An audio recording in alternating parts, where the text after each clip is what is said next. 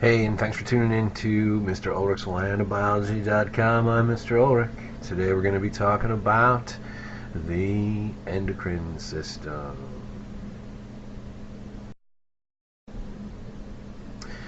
Okay, so the endocrine system is a network of, we call them ductless glands. We can compare those to the exocrine system. Exocrine systems are like, glands are like your salivary glands. These secrete things into body cavities, like your mouth. And if you've ever yawned or opened your mouth wide to get something to eat and a little squirt of saliva comes out from under your tongue, that's the duct, that's saliva coming out of the duct in from your exocrine system. Endocrine glands are ductless glands that secrete hormones directly into the bloodstream, right into the capillaries that surround those. Hormones are chemical messengers, especially shaped proteins or lipids. These go throughout the entire body because they go right into the bloodstream. So they're circulated pretty much everywhere. But even though they're circulated everywhere throughout the entire body, they only affect certain target cells. And this happens because not every cell has the same receptor molecules, and it's only those target cells that are going to have the receptor molecules that are the right shape to interact with the hormones. So once again, it's all a matter of those receptor molecules and the shape of the things that are going to go into those receptor molecules. We need to discuss a few of the organs of the endocrine system, the glands. I'm going to go over each one of these in the diagram that's downloadable on MrUlrichsLandobiology.com in the notes section. And you can follow along and fill this in. I'm going to discuss each one and give a real brief overview of the basic functions of these glands. I'm going to highlight a couple of them that are good to remember for feedback mechanisms, as well as some other stuff that we need to know about in other parts of the unit. The first organ that we're going to talk about here, starting out number one, is the pineal gland. If you've ever woken up right before your alarm clock, which I think most of us have, you can thank your pineal gland for that. It's in charge of diurnal cycling, waking and sleeping. Just below that is the hypothalamus. Hypothalamus is also involved in diurnal cycling. It's kind of, we almost talk about that as the lizard brain.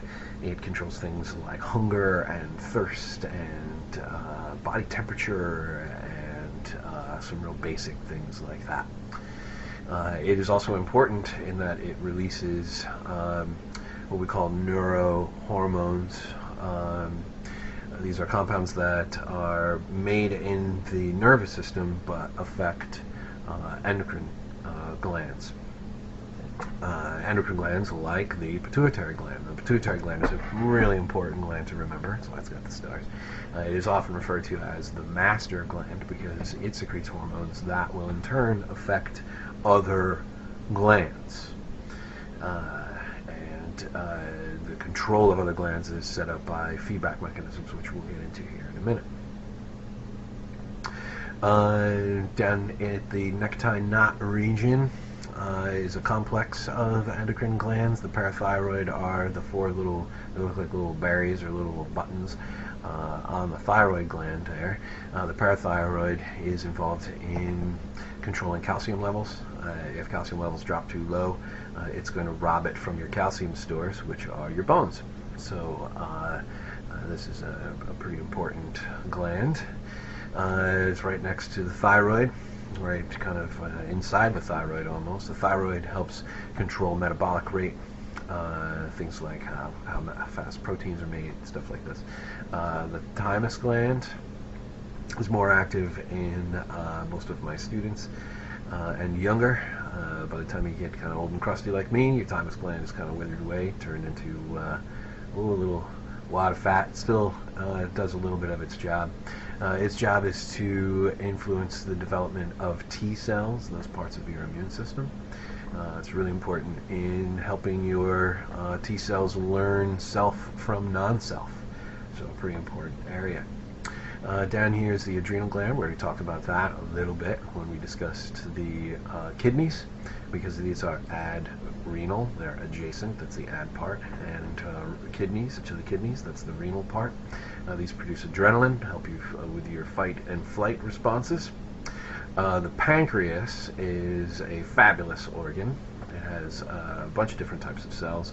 It is also an exocrine organ because it does secrete digestive juices into the small intestine, but it is also endocrine in that it produces glucagon and insulin, which help maintain blood sugar levels, and we'll talk more about those later. Down here we have in ladies the ovary and in males the testes. These are the gonads. The sex cells originate in these, and they also produce male and female hormones.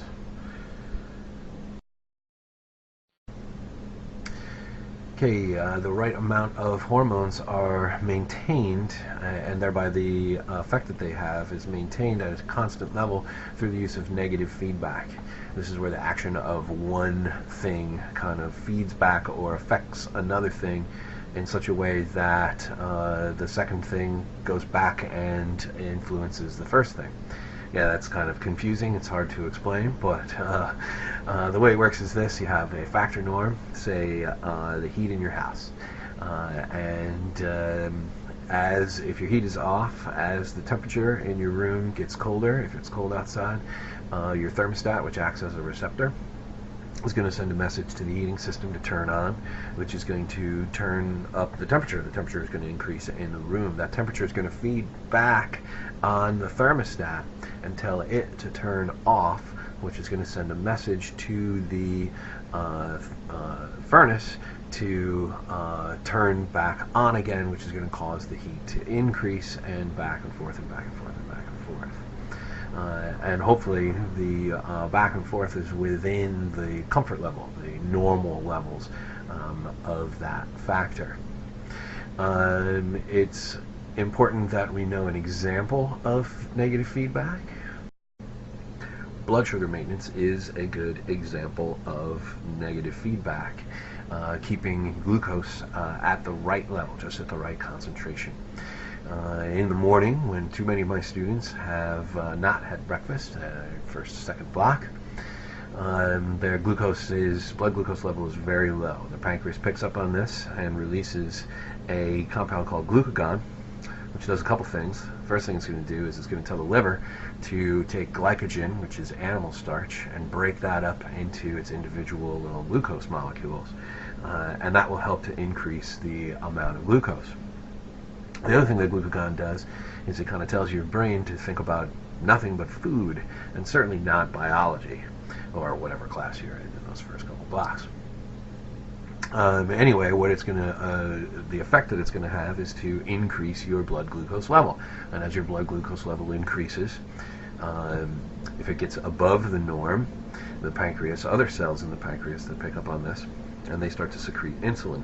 Insulin also does a couple things. One thing that insulin does is it tells the liver, hey, take that extra glucose that you just broke apart from glycogen and turn it back into glycogen, because now we got some extra around here, and save it in the liver and in the muscles for times when the glucose level drops. The other thing that insulin does is it acts as a transport molecule for glucose into cells.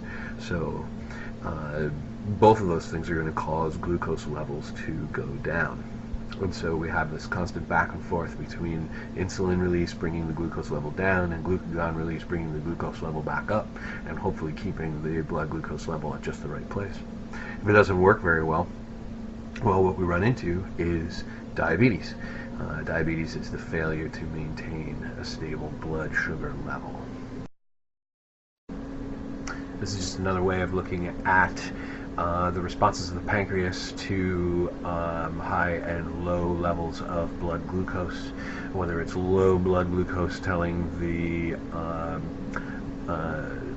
liver to release glucose into the blood, raising the blood glucose level through glucagon, or the pancreas secreting insulin, causing the blood glucose level to go down, and thereby causing the glucagon level to go up, which would in turn cause the insulin level to go down, which would in turn cause the glucagon, back and forth, back and forth, back and forth, back and forth, and that's why it's called a negative feedback. The action of one causes the other to go the opposite direction. Okay, so at this point we should kind of compare and contrast the nervous and endocrine systems. The nervous system, of course, is really fast. When you put your hand on the hot stove, wow, you feel it right away, and you move it right away. It's very short in duration. Once you lift your hand off the hot stove, you don't continue to lift your hand off the hot stove. That would be kind of crazy. The message is in the form of an electrochemical impulse that travels along axons, and it goes directly to the part of the body that's going to be affected.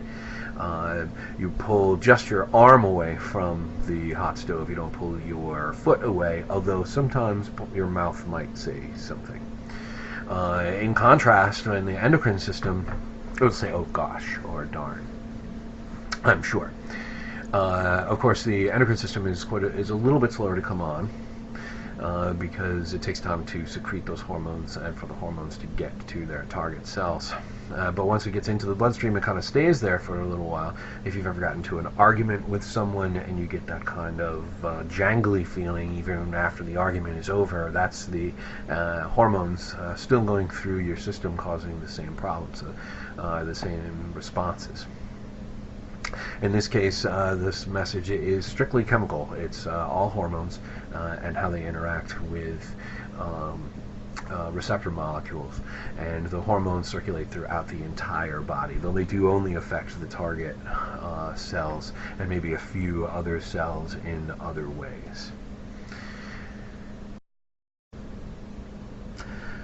Though the nervous and endocrine system do have some big differences, they certainly can be compared. Both of them are basically regulatory systems.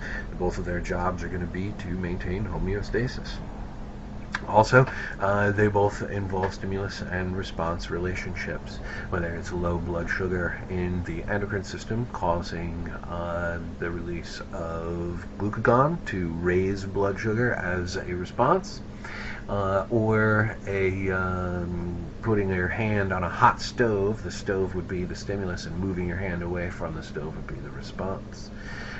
In doing their regulation, they're both going to use specially shaped chemicals, neurotransmitters in the nervous system and hormones in the endocrine system, as well as the receptor molecules to transmit the message from one place to another.